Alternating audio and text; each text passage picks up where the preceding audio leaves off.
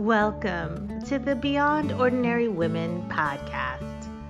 Every 2 weeks, we post podcast versions of one of our free training videos, or you can access our videos now at beyondordinarywomen.org. Enjoy the podcast. Hi, I'm Kay Daigle of Beyond Ordinary Women Ministries. Welcome to this podcast and video with Jodie Niznik. If you don't know anything about Jodie and didn't watch the last video or the podcast, you can go to our website at beyondordinarywomen.org and read her bio there. Because I want us to get into our topic. We're dealing with lessons from Moses. And in the first video, we talked about discerning God's call on your life. And so we want to see further into Moses's life now. We want to move along from where we were in the last video and look at the fact that God knows best, and he knows best even when we think we know best. So Jodie, begin by just telling us, we stopped at the burning bush last time. So where do we go from there? And then where are we going to stop this time to get a lesson from Moses's life? Yeah. So Moses has been called to this extraordinary task to go back to Egypt to free his people, the Israelites, from slavery. And of course, the Pharaoh who is enslaving all of these people is a little resistant to that idea because his whole economy is going to crumble once they leave. And I'm sure there's lots of things that are going to crumble once they leave, more than just the economy. But Pharaoh doesn't want to let the people go. And so that leads to all of the plagues, which I'm sure we all know a little something of: water turning to blood, frogs, locusts, boils. And it ends with the firstborn being killed if there's not the blood of a lamb put over the doorpost. This is where the Passover comes from, which we read about even more in the New Testament.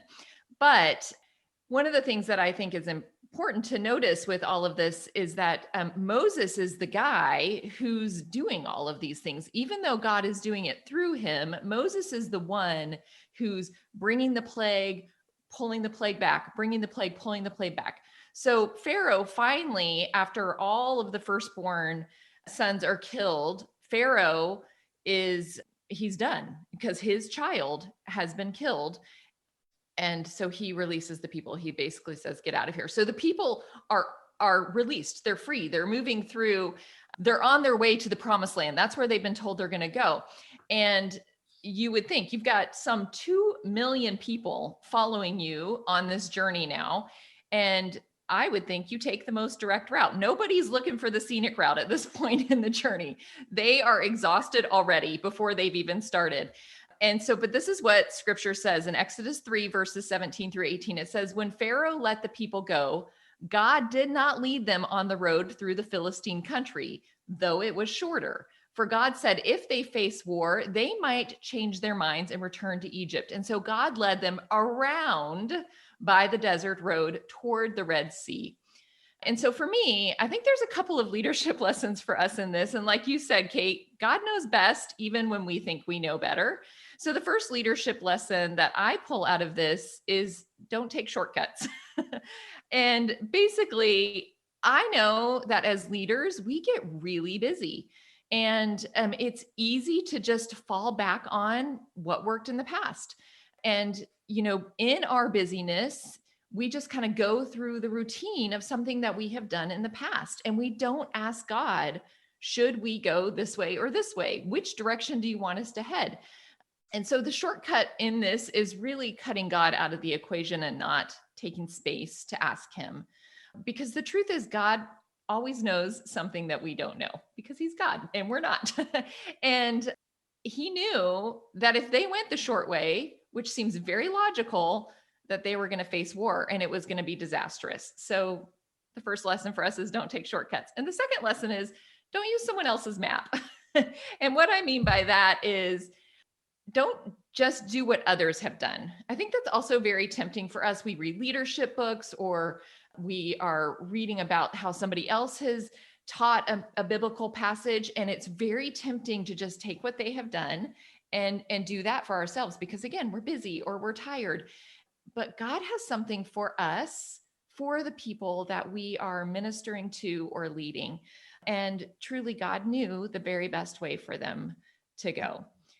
Actually would love to throw in another biblical story here because I love this story of Daniel and the story of Esther. Now, I know that these aren't two people that we normally hold up together, but it's such a great example of what worked for one person didn't work for another person. So both Daniel and Esther have been taken into captivity. Daniel's taken into captivity, you know, the whole Daniel in the lion's den. Esther's taken into the harem to potentially become the queen.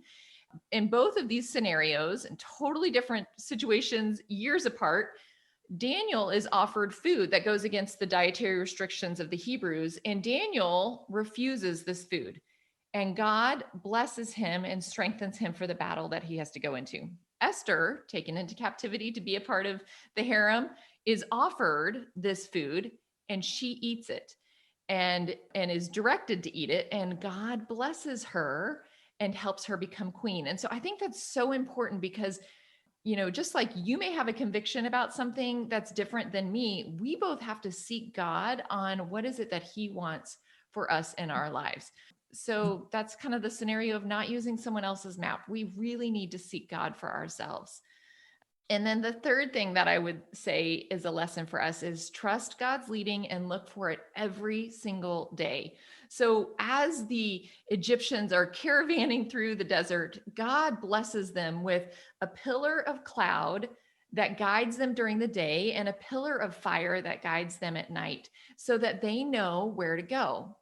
But every day they've got to look. They have to keep their eyes on the pillar of fire, on the pillar of cloud, or they'll get lost. So yeah, so those are some of the leadership things that I think we can learn from going the long way around. So how has this been applicable in your life? Yeah, well, I shared in the last video that God has called me to do something that on the surface doesn't make a whole lot of sense, to leave a pastoral career at in ministry that I love, a church that I love, or serving in that capacity at the church that I love. And yet God made it very clear that he has something different for me and that it was time for me to follow him boldly and bravely into that.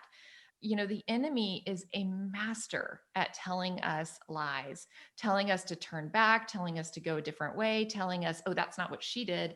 You shouldn't do it that way. Oh, that's not the right way. You know, he is just constantly wanting to thwart us and move us away from actually the good plans that God has for us and telling us take the easy way even. And so I just think it comes through just this deep work of sitting with the Lord and creating space to be with him, seek him out. I'll tell you, the discernment process that we talked a little bit about in the last lesson took a long time for me. It was very difficult. It was, I had to face a lot of fear.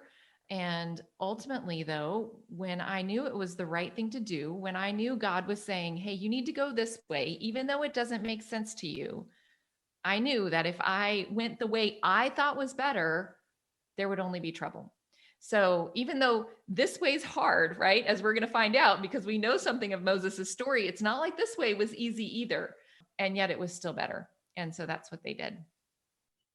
Absolutely. And I know God has, when he has called me to leave one place and go somewhere else, that's hard for me. I really like being comfortable and I like being with people I know in a situation that I know that I'm comfortable and I don't have to start from scratch. But as you say, when you pray long and hard about it, when you seek God, as you mentioned in your last video,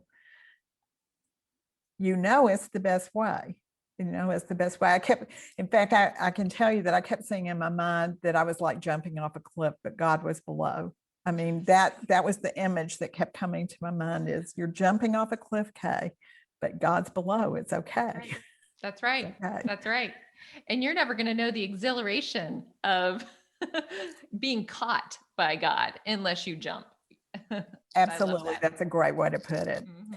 Well, thank you so much, Jody. I'm looking forward to our next video, which is going to take us to the Red Sea. And so we will see you next time on our video podcast. And we look forward to hearing from Jody more. Thanks for listening to the Beyond Ordinary Women podcast. You can find more podcast episodes and resources for women in leadership by going to beyondordinarywomen.org. This podcast is produced by Beyond Ordinary Women Ministry. Our production team includes Evelyn Babcock, Kay Daigle, Deborah Herring, and Sharifa Stevens. Theme music, Back in Stride by Don Miller, used courtesy of Christine Miller.